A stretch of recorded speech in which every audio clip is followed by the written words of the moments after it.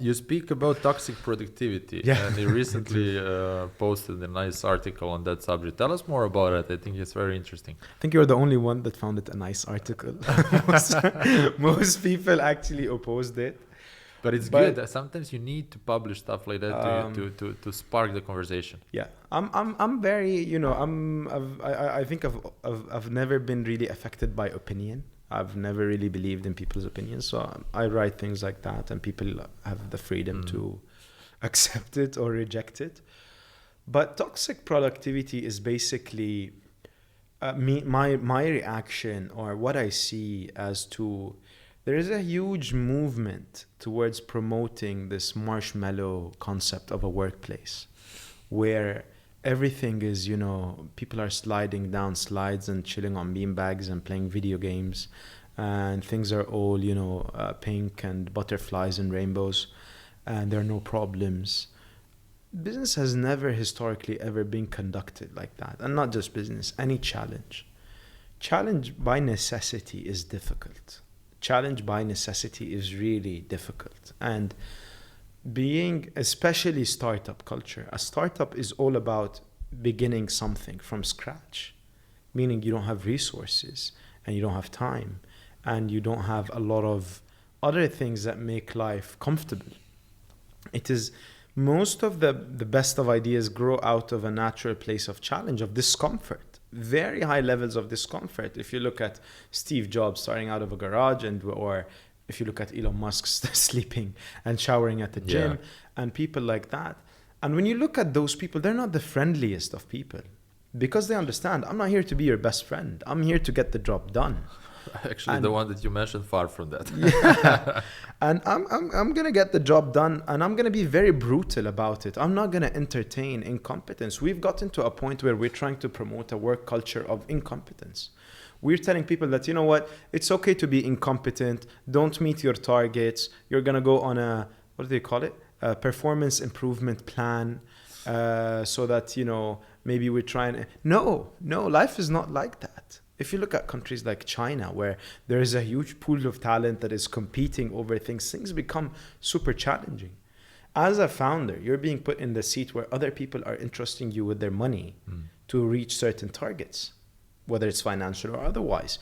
And to sit there and, try and spend your time and effort on worrying about people's emotions and how people are feeling and so on and so forth, and trying to promote a workplace of, it's okay to not meet your targets. It's okay to be it's not okay. It will, at least for me, it will never be okay to be incompetent. You need to be ferocious. You need to be an animal when it comes to achieving what you're meant to achieve, because the natural case is somebody else is on your heels. Somebody else is running as well. Somebody else is competing. And we've gotten to a point where we're trying to promote all of this. Be civil, be nice. No, you don't have to be. Be ferocious, be an animal, be as tough as it could be. But then never ever mistake it for the lines of politeness, respect, and what have you. You can be super competitive and super respectful. You can be super ferocious, super brutal, but super respectful of the people you work with, and super involved in taking care of what they actually need.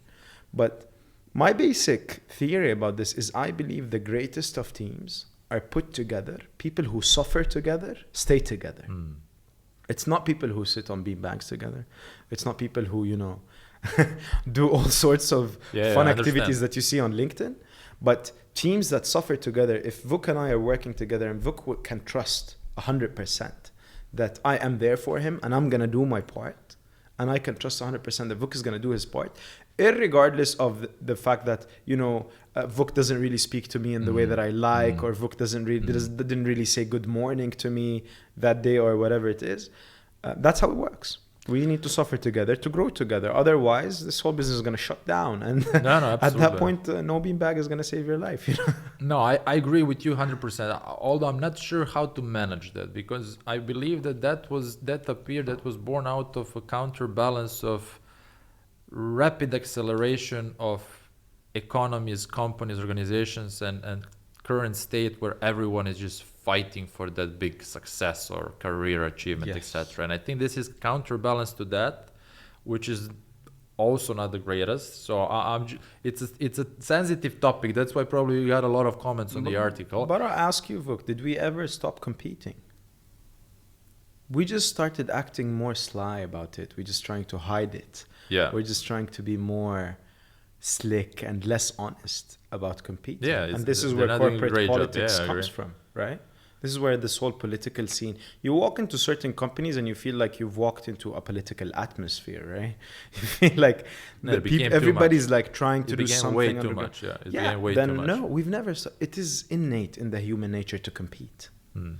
But it is, the balance is trying to be a warrior, compete, be a fighter. Do not hold yourself down. Do not kill your natural instinct. But then again, do it with dignity and respect, and do it in a way where you don't hurt other people. If you look at, and again, I'll use the examples again. History has been, the best teacher. Yeah. If you look at Steve Jobs, Steve Jobs was known to firing people on the spot. He was not a friendly guy. But he had his own genius. But it's because he was super focused. He was super focused on a mission. He was super So focused you cannot create great things unless you're like that, right? Exactly. You cannot create things while I'm focused on Vuk's emotions as well as sending out a great product and how my investors are going to feel. No. I have one lotus of attention, and all of my attention is there. Vuk is either on board or off board. And that it also depends who are you joining. I mean, if you know the company that you're joining and what's their mission and what are they trying to achieve. Yes. If you want to be a part of it, you're welcome to join.